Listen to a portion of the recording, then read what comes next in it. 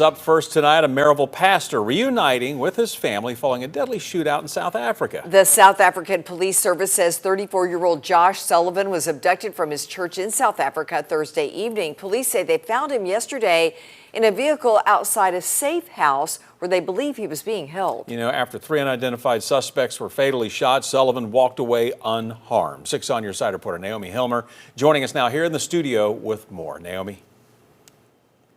Lori, Bo, while Sullivan has lived in South Africa with his family for several years now, he has a strong community here in Maryville. In talking to his mom today, she told me she had a chance to talk to her son on the phone, where he assured her he is unharmed and happy to be home with his wife and kids. And while she didn't want to appear on camera, I also talked to a group who works closely with Sullivan in South Africa as missionaries. They say while there are risks that come with this job, they never imagined this could happen to him.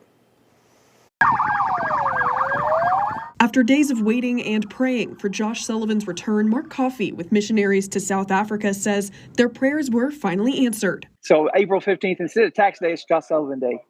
When he initially learned of Sullivan's situation, Coffey says he thought it would have had a different outcome. We kind of thought that it would be a situation where they took Josh and then took him to like an ATM machine and made him pull money out and give him money. So that's what we thought was going to happen. And then the hours passed and nothing happened. And we were, we just were praying and asking God to bring him back and just to protect him. As a missionary himself, who also serves full-time at a church just 15 minutes away from Sullivan's, he says he knows the dangers of the job. As we go into these places, we think of it as our reasonable service.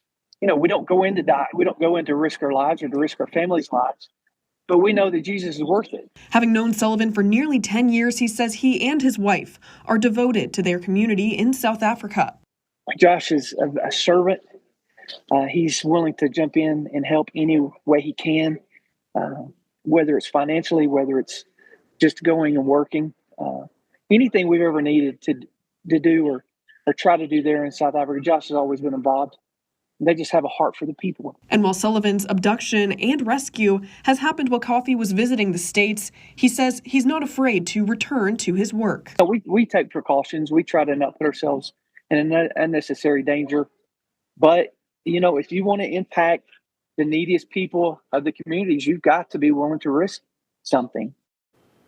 Sullivan's brother-in-law, who is also in South Africa offering support, told me the past few days have been a roller coaster, but they stay focused on their faith so they can continue their mission work there. Lori? All right, Naomi, and while we still don't know why Sullivan was taken, the South African Police Service tells us this is an ongoing investigation.